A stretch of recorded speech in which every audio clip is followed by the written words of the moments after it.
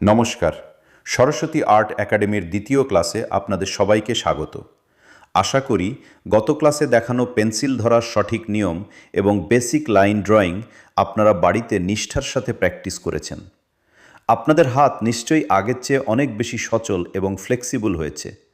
যারা প্রথম ক্লাসটি মিস করেছেন তারা ওপরের আই বাটন বা ডেসক্রিপশনের লিঙ্ক থেকে সেটি দেখে নিতে পারেন, কারণ আজকের ক্লাসটি পুরোপুরি আগের ক্লাসের ওপর ভিত্তি করে তৈরি। আজকের টিউটোরিয়ালে আমরা শিখব ছবি আঁকার ম্যাজিক, তা হলো পেন্সিল শেডিং। অনেকেই আমাকে বলেন, দাদা আমি আউটলাইন তো ভালোই আঁকি, কিন্তু রং বা শেডিং করলেই ছবিটা আর রিয়েলিস্টিক লাগে না। এর প্রধান কারণ হলো আলোর সঠিক ব্যবহার না জানা।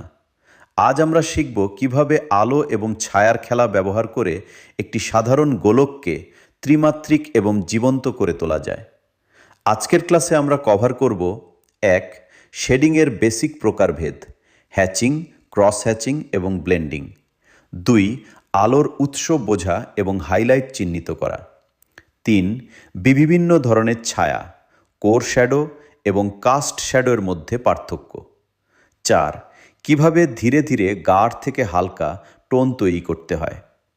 এই ক্লাসটি মনোযোগ দিয়ে দেখলে আপনি যে কোনো সাধারণ স্কেচকে পেশাদার স্তরে নিয়ে যেতে পারবেন। খাতা এবং 2B বা 4B পেন্সিল নিয়ে তৈরি হয়ে যান। চলুন আজকের সৃজনশীল সফর শুরু করা যাক। ভিডিওটি ভালো লাগলে লাইক দেবেন এবং আমাদের একাডেমির সাথে যুক্ত থাকতে সাবস্ক্রাইব করে রাখবেন। এবার সরাসরি চলে যাচ্ছি আমাদের আজকের মূল ক্লাসে। এখন আমরা প্র্যাকটিক্যালি দেখব কিভাবে আলো এবং ছায়ার খেলা একটি সাধারণ গোলককে জীবন্ত করে তোলে। ধরুন আলোর উৎস ওপরের বাম দিক থেকে আসছে, তাহলে গোলকের ওপরের বাম অংশটি হবে সবচেয়ে উজ্জ্বল, যাকে আমরা বলি হাইলাইট। ঠিক তার বিপরীত দিকে অর্থাৎ নিচের ডান অংশে তৈরি হবে সবচেয়ে গাঢ় ছায়া, যাকে বলা হয় কোর শ্যাডো।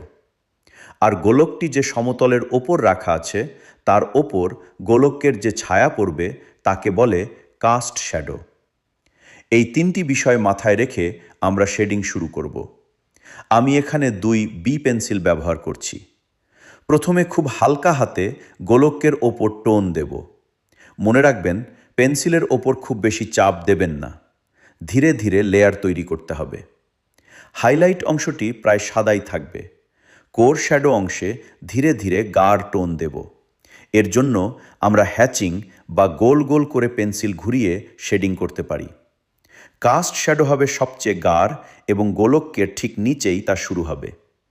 সমতল থেকে দূরে যাওয়ার সাথে সাথে কাস্ট শ্যাডো হালকা হয়ে আসবে। শেডিং করার সময় তাড়াহুড়ো করবেন না, পেন্সিলের ডগা সব সময় তীক্ষ্ণ রাখবেন। হালকা থেকে গাঢ় টোন তৈরি করার সময় ব্লেন্ডিং ব্যবহার করতে পারেন, তবে আঙুল দিয়ে ঘষবেন না, এতে ছবি নোংরা হয়ে যায়। তার চেয়ে বরং ব্লেন্ডিং স্ট্যাম্প বা টিস্যু পেপার ব্যবহার করুন। এই ছোট ছোট বিষয়গুলোই আপনার ছবিকে রিয়ালিস্টিক করে তুলবে। আজকের ক্লাসে যা যা শিখলেন সেগুলো অন্তত 30 মিনিট বাড়িতে প্র্যাকটিস করুন।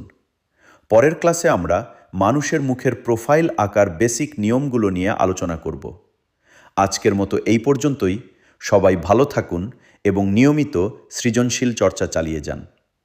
ভিডিওটি ভালো লাগলে লাইক দেবেন এবং আমাদের একাডেমির সাথে যুক্ত থাকতে চ্যানেলটি সাবস্ক্রাইব করে রাখবেন।